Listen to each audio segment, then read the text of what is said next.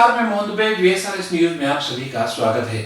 आइए नजर डालते हैं देश और दुनिया की तमाम टॉप 10 खबरों पर। पश्चिम बंगाल में ममता बनर्जी की जीत को लेकर मध्य प्रदेश में भी सियासत शुरू हो गई है। भोपाल सांसद प्रज्ञा ठाकुर ने पश्चिम बंगाल सरकार पर विवादित टिप्पणी की है। उन्होंने सोशल मीडिया पर पोस्ट किया है। उन्होंने पश्चिम बंगाल को मुमताज का लोकतंत्र बताते हुए हिंदू कार्यकर्ताओं की निर्मम हत्या, बलात्कार की घटनाओं पर नाराजगी जाहिर की है और लिखा, अब टिट फॉर टैट करना ही होगा, यानी जैसे को तैसा।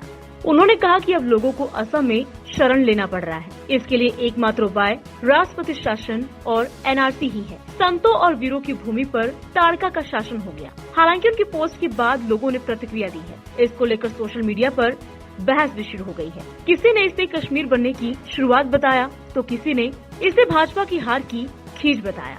लोगों ने इसके लिए भाजपा को भी घेरा हुआ है।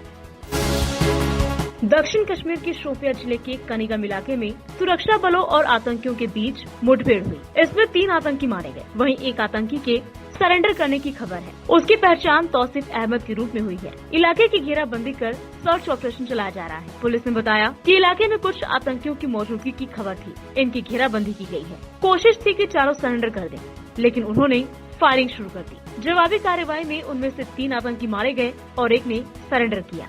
ये चारों दहशतगर्द हाल ही में अल बद्र आतंकी संगठन में शामिल हुए थे। राष्ट्रीय लोकदल के प्रमुख और केंद्रीय मंत्री चौधरी अजीत सिंह का गुरुवार सुबह निधन हो गया। 82 साल के चौधरी अजीत सिंह ने गुड़गांव के एक निजी अस्पताल में आखिरी सांसें ली। वे 20 अप्रैल से कोरोना से संक्रमित थे। फेफड़ों में इन्फेक्शन फैलने से उन्हें निमोनिया भी हो गया था। पिछले 2 दिनों से उनकी हालत गंभीर बनी हुई थी। उनकी बेटी चौधरी जयंत सिंह ने सोशल मीडिया पर इसकी जानकारी दी। RLD प्रमुख और पूर्व केंद्रीय मंत्री चौधरी अजीत सिंह के निधन पर देश भर के नेताओं ने शोक जताया है। रक्षा मंत्री राजनाथ सिंह, कांग्रेस नेता राहुल गांधी और समाजवादी पार्टी के मुखिया अखिलेश यादव, बसपा नेता, मुख्यमंत्री ने अपने आधिकारिक सोशल मीडिया प्लेटफॉर्म के जरिए चौधरी अजीत सिंह को श्रद्धांजलि दी। राजधानी पटना के पौष इलाके बोरिंग रोड में बीती रात एक स्कूटी सवार युवती ने ट्रैफिक पुलिस के सामने खूब हंगामा किया। लॉकडाउन के बीच देर रात स्कूटी सवार युवती बिना हेलमेट लगाए बोरिंग रोड चौराहा पर पकड़ी गई थी। ट्रैफिक पुलिस ने जब देर रात निकलने की वजह पूछी और पास दिखाने को कहा, तो उसने शासन प्रशासन को बुरा भला कहना शुरू कर दिया। फिर जब बिना हेलमेट उसका चालान करने की बात कही गई, तो युवती पुलिस पर ही भड़क गई। युवती ने पहले तो ट्रैफिक पुलिस कर्मियों से कहा, चालान काटा तो सबको देख लूंगी। फिर कहा कि अपने सीनियर अधिकारियों को बुलाइए, तभी वो चालान कटवाएगी। ट्रैफिक पुलिस ने फिर SK पुरी थाना को इसकी जानकारी दी। थोड़ी देर में थाना की गश्ती टीम भी महिला दरोगा के साथ बोरिंग रोड चौराहा पर पहुंच गई। युवती ने तब भी अपने तेवर नहीं बदले और लगातार सरकार को कोसना जारी रखा। उस दौरान उस पूरी घटना का वीडियो बना रहे मीडिया कर्मियों पर भी भड़क गई।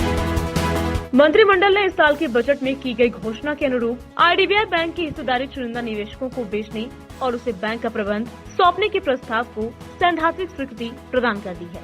IDBI बैंक में केंद्र सरकार और LIC की कुल हिस्सेदारी 94% से अधिक है। इसके बाद आज IDBI बैंक के शेयर में जोरदार तेजी देखी जा रही है। IDBI बैंक का कंट्रोल जल्द ट्रांसफर कर दिया जाएगा। प्रधानमंत्री नरेंद्र मोदी की अध्यक्षता वाली इकोनॉमिक अफेयर्स की कैबिनेट कमेटी ने बैंक के रणनीतिक विनिवेश के लिए सैद्धांतिक मंजूरी दे दी है। इसके साथ ही बैंक के मैनेजमेंट कंट्रोल को भी ट्रांसफर कर दिया जाएगा।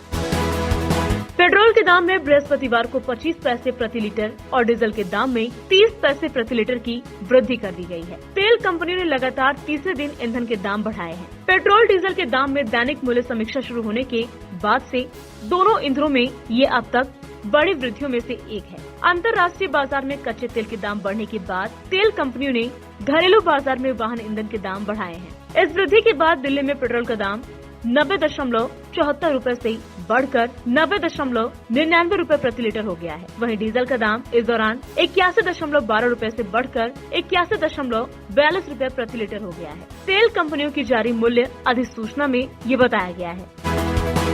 देश में कोरोना संक्रमण की दूसरी लहर के कहर के बीच अब तीसरी लहर को लेकर तैयारी शुरू होने जा रही है। केंद्र सरकार के मुख्य वैज्ञानिक सलाहकार के विजय राघवन ने कहा है कि देश में कोरोना की तीसरी लहर भी आएगी, लेकिन ये पता नहीं है कि कब आएगी, लेकिन हमें इसके लिए तैयार रहना होगा। उन्होंने ये भी कहा कि कोरोना की दूसरी लहर इतनी भीषण और लंबी होगी, इसका अनुमान नहीं लगाया गया था। वायरस का अधिक मात्रा में सर्कुलेशन हो रहा है और तीसरा चरण आना ही है, लेकिन ये स्पष्ट नहीं है कि ये कब आएगा। हमें नई लहरों के लिए तैयारी करनी चाहिए। सर्वोच्च न्यायालय से तगड़ा झटका लगने के बावजूद महाराष्ट्र मराठा आरक्षण के लिए कानूनी लड़ाई जारी रखेगा।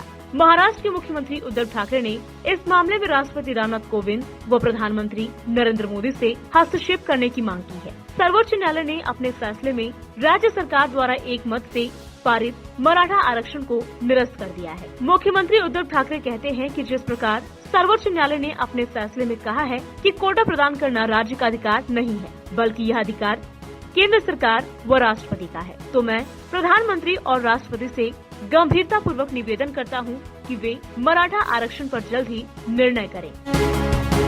केंद्रीय गृह मंत्रालय ने पश्चिम बंगाल में चुनाव के बाद हुई कथित हिंसा के कारणों की पड़ताल करने और राज्य में जमीनी हालात का जायजा लेने के लिए 4 सदस्यीय दल का गठन किया है। अधिकारियों ने बताया कि मंत्रालय के एक अतिरिक्त सचिव के नेतृत्व में दल पश्चिम बंगाल पहुंच चुका है।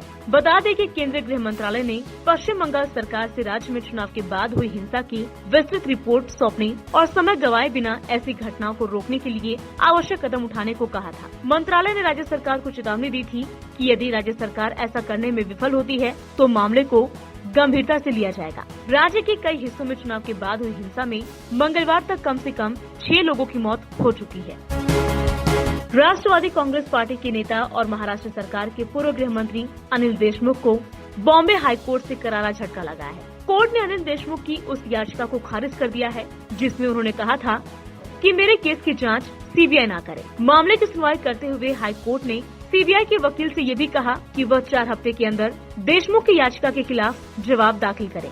इस मामले पर सुनवाई करते हुए कोर्ट ने कहा कि अगली सुनवाई गर्मी की छुट्टी के बाद होगी। मामले पर सुनवाई के दौरान बॉम्बे हाई कोर्ट ने अपने निर्देश में कहा कि अगर जरूरत पड़ी तो इस केस को तात्कालिकता के आधार पर हाई कोर्ट की वेकेशन बेंच को भी भेजा जा सकता है।